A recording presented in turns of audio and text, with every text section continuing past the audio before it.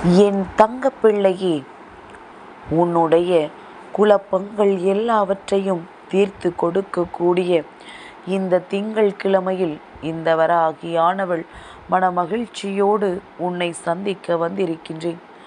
என் தங்கமே, இன்றைய நாள் இந்த வாரத்தினுடைய தொடக்க நாளாக இருந்தாலும் தை மாதத்தினுடைய கடைசி நாள். என் தங்கமே, இந்த மாதம் முடிவடைகின்ற இந்த நாளில் நிச்சயமாக உன் அம்மா உனக்கு வாழ்க்கையில் ஏதேனும் ஒரு விஷயத்தை நல்லபடியாக நடத்தி கொடுத்து முடித்து விடுவேன். என் தங்கமே, ஒவ்வொரு நாளும் தெய்வத்தின் அருள் நமக்கு கிடைத்து விடாதா என்று எதிர்நோக்கி நின்று கொண்டிருக்கின்றாயல்லவா? தெய்வத்தின் அன்பு இருந்தால் மட்டும்தான் நிச்சயமாக உன்னால் தெய்வத்தின் வாக்கினை கேட்க முடியும் என்பதனை நீ புரிந்து கொள்ள வேண்டும். என் குழந்தையே, இந்த வராகியானவள் தினம் தினம் உன்னை தேடி வந்து உனக்கான அன்பு மழையை பொழிந்து கொண்டிருக்கின்றேன். அதனால் எந்த ஒரு சூழ்நிலையிலும் தெய்வம் உனக்கு துணை இருக்கின்றதா இல்லையா என்ற சந்தேகம் உனக்கு வர வேண்டாம்.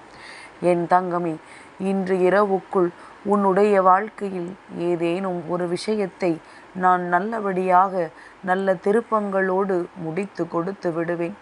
வாழ்க்கை நீ நினைக்காத நேரத்தில் நிச்சயமாக பல அதிசய மாற்றங்களை நடத்தி கொடுக்கும். அதுபோலத்தான் உன் வாழ்க்கையிலும் நடக்கப் போகின்றது என்பதனை நீ புரிந்து கொண்டாலே போதும். பல சோதனை கட்டங்களை தாண்டி நீ இன்று நல்ல நிலைக்கு வர உனக்கான அத்தனை அறிகுறிகளையும் நான் காண்பித்து கொடுக்க போகின்றேன். என் தங்கமே, முதலில் சில விஷயங்களை இன்று நீ தெரிந்து கொள்.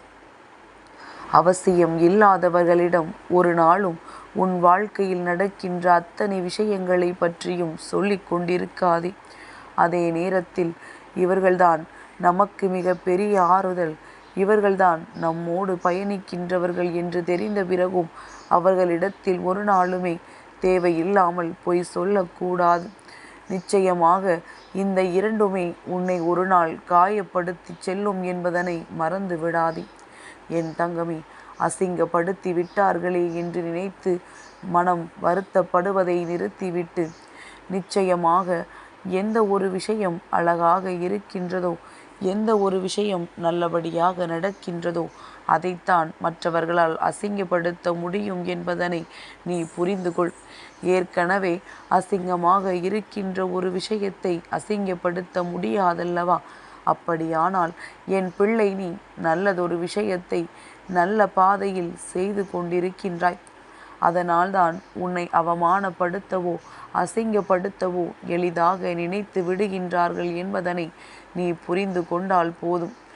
என் தங்கமே, வாழ்க்கையில் எந்த ஒரு விஷயமும் வரும் பொழுது நிச்சயமாக வந்தே தீரும்.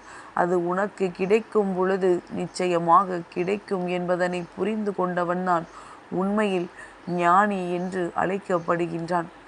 எந்த ஒரு விஷயத்திற்காகவும் அவசரப்படாமல் இருக்கும் பட்சத்திலேயே நிச்சயமாக அது உனக்கு மிக விரைவாக வந்து சேர்ந்துவிடும்.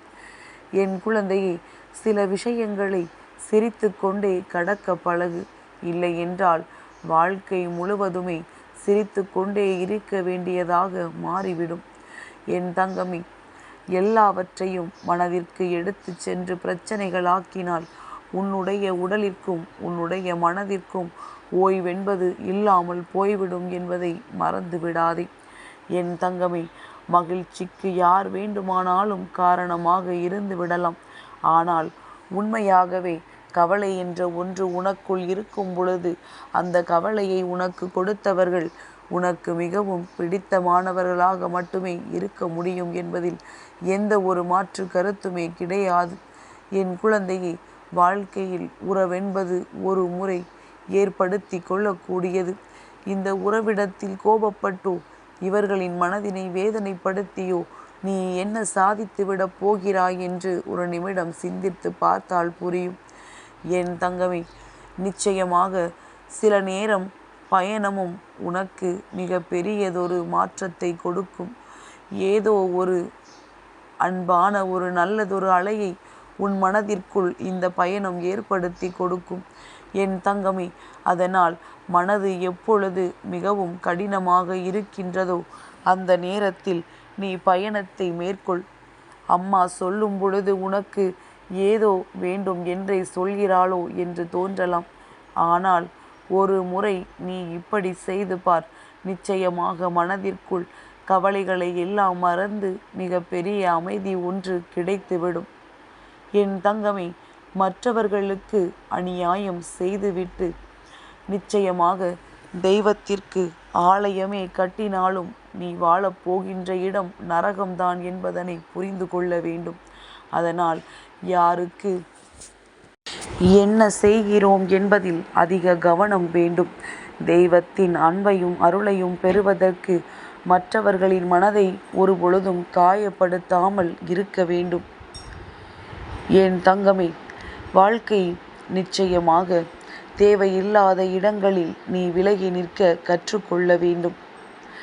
ஏனென்றால் நிராகரிக்கப்படுகிறோம் என்று தெரிந்த பிறகு நீயாகவே அங்கு மேலும் மேலும் சென்று நின்று கொண்டு அசிங்கத்தை தேடக்கூடாது. என் தங்கமே, நிச்சயமாக இந்த உலகத்தில் ஒன்றை விட இன்றொன்று பெரிதாக தெரிந்துவிட்டது என்றால் அதற்குத்தான் மதிப்பு அதிகம். மனித மனம் அப்படித்தான் இருந்து கொண்டிருக்கின்றது. எத்தனைதான் தன் கையில் இருப்பதை விட சிறப்பானதாக வந்தாலும் தனக்கு கிடைத்ததே பெரிது, அதையே பத்திரமாக பார்த்து கொள்ள வேண்டும் என்று இங்கு யாருமே நினைப்பது கிடையாது. என் தங்கமே, நிச்சயமாக அது நாம் மோதுவது கல் என்று தெரிந்துவிட்ட பிறகு முட்டி மோதி கொண்டிருப்பது உன்னுடைய தவறல்லவா? என் தங்கமே, யாருடைய குணம் என்னவென்று தெரிந்துவிட்ட பிறகு அவர்களிடத்தில் இருந்து ஒதுங்கி விடுவது மிகவும் நல்லது. என் குழந்தையே, நிச்சயமாக யாரையும் போலவும் வாழ வேண்டும் என்று ஒரு நாளும் நீ நினைத்து விடாதே. இதுதான் நான், இதுதான் என்னுடைய இயல்பு என்று நீ வாழ வேண்டும். நீ அப்படி வாழ்கின்ற பட்சத்தில்தான் உன்னால் திருப்தியான வாழ்க்கையை வாழ்ந்து விட்டதாக ஒரு எண்ணம் தோன்றும். என் குழந்தையே, இந்த வாழ்க்கையில் உன்னை சுற்றி நடக்கின்ற சில விஷயங்களை காணும் பொழுதெல்லாம் அம்மா உனக்கு சொல்ல வேண்டும் என்று நினைக்கின்ற சில விஷயம் என்ன தெரியுமா? அறிமுகம் இல்லாதவர்கள் உன்னை பார்க்கும் பொழுது சாதாரண மனிதனாகத்தான் பார்ப்பார்கள். அதே நேரத்தில் உன் வாழ்க்கையில் நீ செய்கின்ற செயலை எல்லாம் பார்த்து பொறாமைப்படுகின்றவர்களினுடைய பார்வையில் நீ அகந்தையாளனாக தெரிவாய். உன்னை யார் புரிந்து கொண்டார்களோ அவர்களின் பார்வையில் நீ ஒரு அற்புதமான குழந்தையாக தெரிவாய். யாரெல்லாம் உன்னை நேசிக்கின்றார்களோ அவர்களினுடைய பார்வையில் நீ தனிச்சிறப்பான குழந்தையாக தெரிவாய். நிச்சயமாக காழ்ப்புணர்ச்சி கொண்டு யார் பார்க்கின்றார்களோ அவர்களின் பார்வையில் நீ எப்பொழுதுமே கெட்டவனாகத்தான் தெரிவாய். என் தங்கமே, அதனால்தான் அம்மா சொல்கின்றேன், ஒவ்வொருவரின் பார்வைகளை பொறுத்து உன்னுடைய குணநலன்கள் மாறிக்கொண்டே இருக்கும். அதை நீ மாற்றிக்கொண்டேதான் இருக்க வேண்டிய சூழ்நிலை இருந்து கொண்டிருக்கின்றது. அதனால் யார் என்ன செய்தாலும் யார் என்ன நினைத்தாலும் என் குழந்தை, உன்னுடைய வாழ்க்கையில் நீ எப்பொழுதுமே சரியாக இருந்துவிட வேண்டும் என்றுதான் அம்மா சொல்கின்றேன். என் தங்கமே, தெரிந்தே ஒருவர் தவறு செய்கிறார் என்று தெரிந்துவிட்ட பிறகு அவர்களிடத்தில் சென்று ஒரு நாளும் நியாயம் கேட்டு கொண்டிருக்காதே. ஏனென்றால் தவறை செய்ய தெரிந்தவனுக்கு அதை சமாளிப்பதற்கு பல பொய்களையும் உருவாக்க தெரிந்திருக்கும் என்பதனை நீ மறந்துவிடக்கூடாது. என் குழந்தையை, யாருக்குமே நம்மை பிடிக்க வேண்டாம், யாருக்குமே நம்மை பிடிக்கவில்லை என்ற மனநிலை உனக்கு எப்பொழுது வருகின்றதோ அப்பொழுதுதான் நீ இந்த வாழ்க்கையை வாழ ஆரம்பித்திருக்கின்றாய் என்று அர்த்தம். என் தங்கமே, நிச்சயமாக வாழ்க்கை குறுகிய காலம். அது வாழ்ந்து முடிக்கும் வரை சில உண்மைகளோடும் சில நேர்மைகளோடும் நீ வாழ்ந்து விட வேண்டும் என்றுதான் அம்மா உன்னிடத்தில் சொல்கின்றேன். என் தங்கமே, நிச்சயமாக இது நாள் வரையிலும் நீ எப்படியெல்லாம் இந்த வாழ்க்கையில் சில விஷயங்களை சாதிக்க வேண்டும் என்று நினைத்தாயோ அப்படியெல்லாம் பல சாதனைகள் உன் வாழ்க்கையில் நடக்கப் போகின்றது.